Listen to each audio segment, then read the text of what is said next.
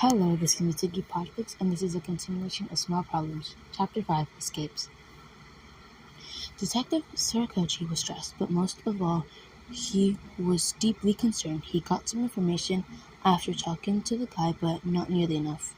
His main question got unanswered, as to why someone wanted this kid dead, something to do with money if the bounty. Man, that felt terrible to say. Something says about it. Since it was a bounty, there are going to be a lot of people coming in attempt to get a quick cash grab. Good things he sent the kid with Eraserhead. But the question still remains, though. Why? Why would anybody be targeting this child? Why can't they just gain through his death? And importantly, who put this child out there? As Surakochi surveillance to the darkest part of the internet, he had yet to find any answers. He still informed Eraser about the situation nonetheless. They might be in danger than they originally thought. In the afternoon, and Izuku is sitting in the living room with the TV on while waiting for the two pros to finish with dinner. He was left alone in the living room with Flesh on my as the TV ran some kids shows, which he had absolutely no interest in. He had continued with his plan anyway, though not as intense as yesterday, still no luck. Even not a small break in their nice facials. But it was fun. He had all the time in the world. As long as the cork didn't wear off, he was in the thermometer room. No, he's fine. He'll be fine. He may not get any of his support grants anymore, but he's always been good at running and hiding. So he's got that for him. As he tries to calm down, he noticed the door. It was unlocked, and the extra lock was not on either. Eraser and President Mike hadn't checked on him for a while either. How convinced. After a long day of work, Muray finally had the opportunity to visit Sho and Hisashi. She walked towards their apartment with purpose and anger in her veins, and for good reasons. I can't believe they didn't tell me they had a kid after all that we've been through. They wouldn't even let the poor kid meet his auntie. Had to find out through the damn detective. Thank you, Sarah. And the kid looked adorable too, with such fluffy hair. Muray rushed up the stairs to their apartment, keys already in hand.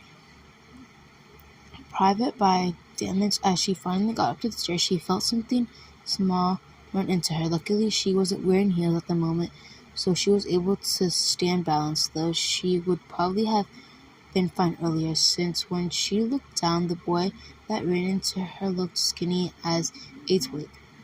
The green-haired boy quickly got up to try and get down the stairs. Hold on, she said as she grabbed the small boy's arms. Aren't you that kid Hisashi and Zawa taking care of? As soon as those words left her mouth, the kid started to pull violently, or as violent as a 3-year-old can. I'm going to take that as a yes, she muddled, as she slowly picked him up as he was still attempting to get away. Those two really are irresponsible, she sighed as she continued to the door with both keys and toddler in hand. The kids started struggling, and more so when they began getting closer to the door. You are a loud one, aren't you? She teased. Noticing the door cracked open, she began slowly sneaking into the kitchen when she saw the two lovebirds cooking together. Wow, Hisashi's terrible music taste ran through the apartment. It didn't seem like the little guy left.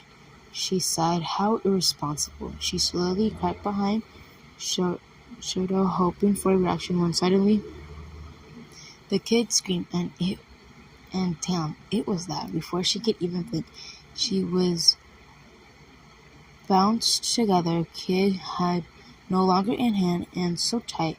Well, hello to you too, Sho, she pouted.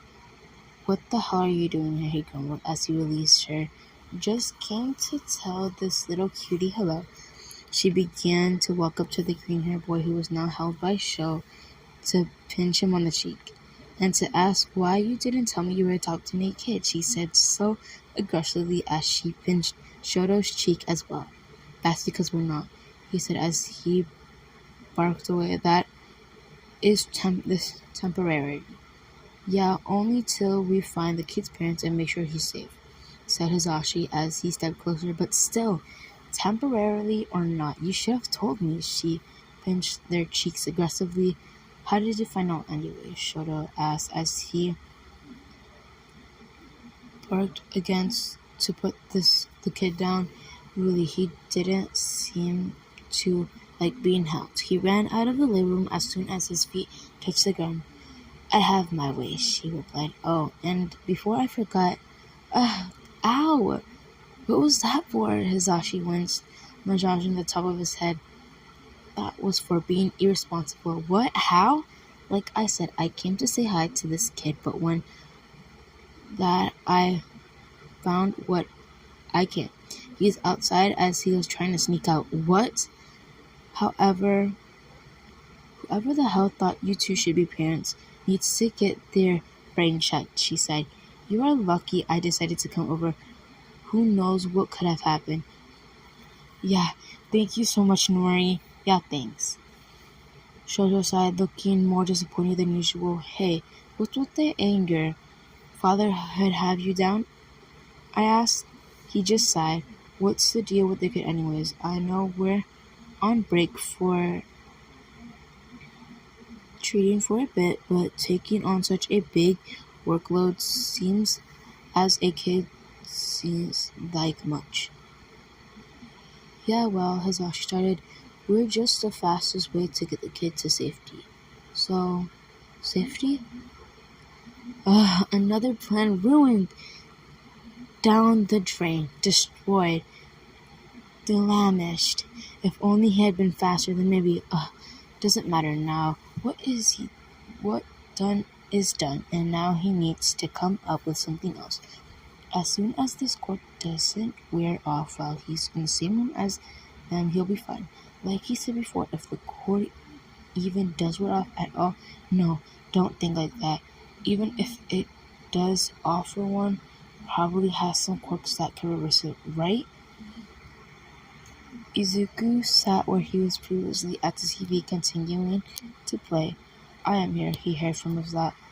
Hush, All Might. What would All Might do? Well, goodbye, have a good night, good morning, or wherever you are. See you next time.